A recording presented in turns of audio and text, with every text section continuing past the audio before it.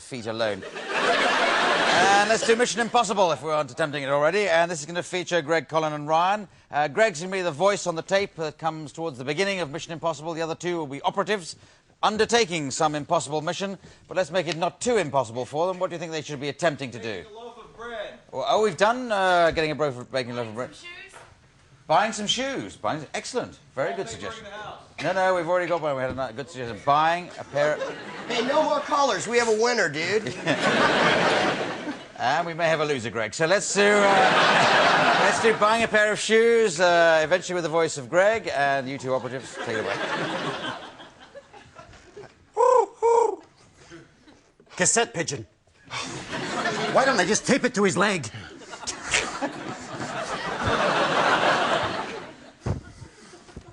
Good afternoon, gentlemen. Good afternoon. How's it going? Not too bad. I was watching the cricket. Anyway, gentlemen, this is a mission of the utmost importance, and it could be fraught with danger and, well, personal peril to your own safety. The Imaris of Groove Snackistan is coming to London for the weekend. She doesn't have any shoes. Your mission, should you decide to accept it, is to go out and find her the snappiest pair of mock croc slingbacks on the entire island. Remember, if you are caught or killed during this mission, the secretary will be mortally pissed off. And he will never let you stay at his holiday home again. This tape will self-destruct. Doesn't matter. Look. Boom. Look, there's a chance that we might not make it back from this mission. So maybe we should pay our cable bill. All right. But first, we have a mission to perform, my friend. Let's go. Wait a minute. The shoe store's closed. It's after 8. We're gonna have to break in. Break into the shoe store? Are you out of your mind? Yes, maybe I am. We don't know anything about her. What style she likes, what size she is. I've got the entire shoe readout in my pants. All right, let's go. I had a fax inserted in my buttocks. What? There's a message coming in. Quick, read it. Size 12. Fluffy, glittery, jobs, stiletto, heel. Help me get out of here. Forget it. Come on, let's go to the shoe store. Should we take the chopper or the motorcycle? Let's just take my jetpack. Right.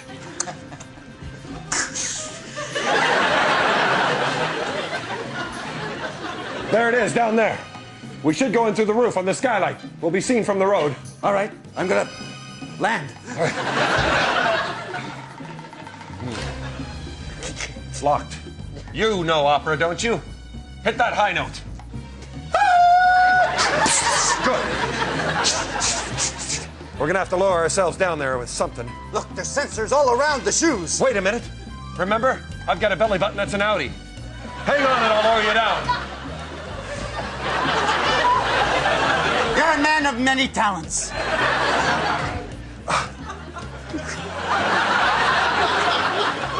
It won't quite reach. You're going to have to get between the lasers and jump down there. Yeah, all right. Join me. Oh, God, how can I let myself down with my own belly button?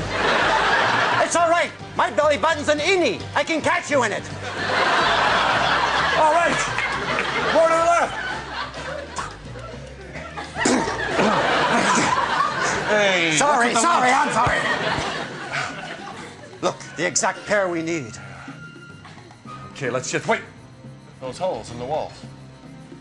You wouldn't think. Electric darts signaled off this beam. I guess you should go. Get the fuzzy ones. Thanks. The fuzzy ones. I'm taking the fuzzy ones. Here. Oh. Wait, the one I just threw you, it's ticking. My God. This one's quiet. It must be a hush puppy.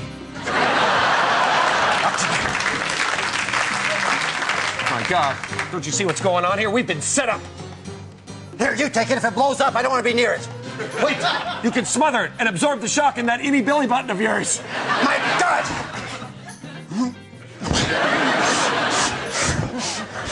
Oh, no, my fax is ruined. Well done. That was...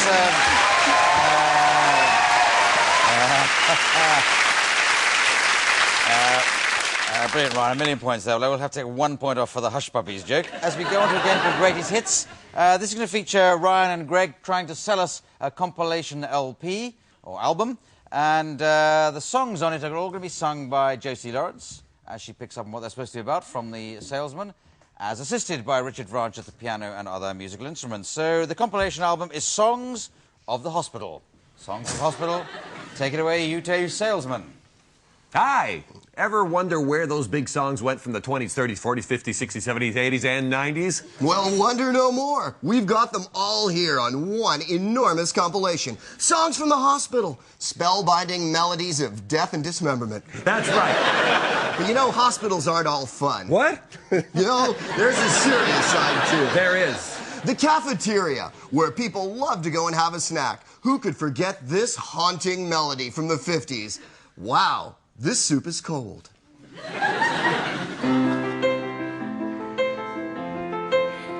Well, I'm a worse nurse, a nurse worse they cannot be. So I go to the cafe to try and get some sanctuary.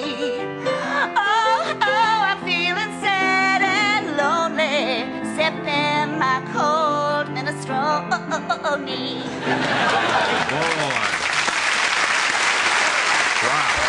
You know what, Greg? What? I got my first kiss to that very song. Wow, that's amazing. I had my appendix out while that song was Really? playing. You know, there's so many classics in this, we can hardly cover them all. And how could you pick just two? You couldn't, but we're gonna have to. And here's one of those two. It's an exciting tune from the 70s that I think we all remember. It's about surgery and getting cut open for the very first time. It's called Slice Me, Dice Me, Nicely Nice Me.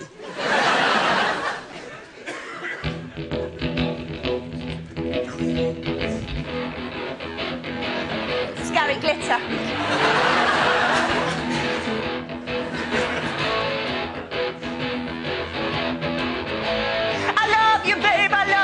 I really love your eyes. Put me under, count backwards, and now beneath the ties. Cut me open, rip out my insides. I love you, baby, stitch me up. You know I treat you wise because I wanna go into the operating theater. I wanna go into the lab. So knock me out and roll me out and put me down and make me frown and cut me open on the slab. Oh, boy.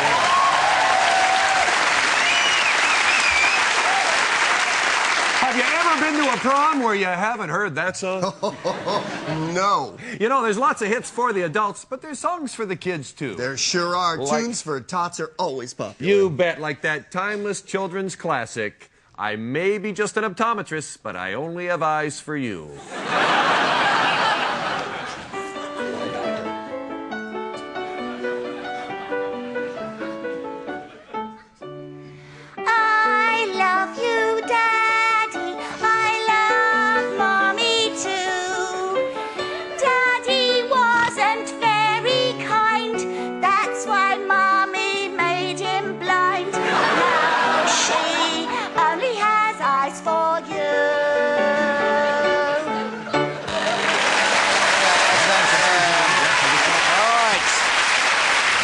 A triumph. Jolly good. And that's the last game we're playing tonight. And totaling up the points, I see that Josie and Greg are this week's winners. So well done, Josie and Greg. And we do the credits in a style of... If you do the credits in a style of my choosing, I'd like you to be two pretentious wine tasters discussing your favourite wines, whilst behind you, Colin and Ryan are getting drunk at the wine tasting as well. So that just remains to me to thank Greg, Proops, Josie Lawrence, Colin, Mochrie, Ryan, Stiles, Richard Branch at the pianos, me, Clive Anderson, saying good night. Good night. Now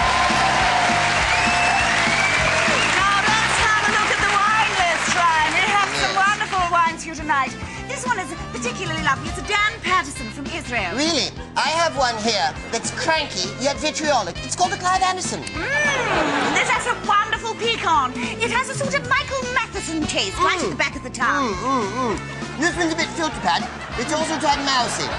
It's called Ruth Phillips. Oh, yes. Now, the Mikhail Poland is a wonderful fruity wine. It sort of zings onto the tongue. Tremendous. It tastes a bit like ink. Now, here's one that I think you'll find cheap and on the top shelf. It's Dan Patterson. Cheers.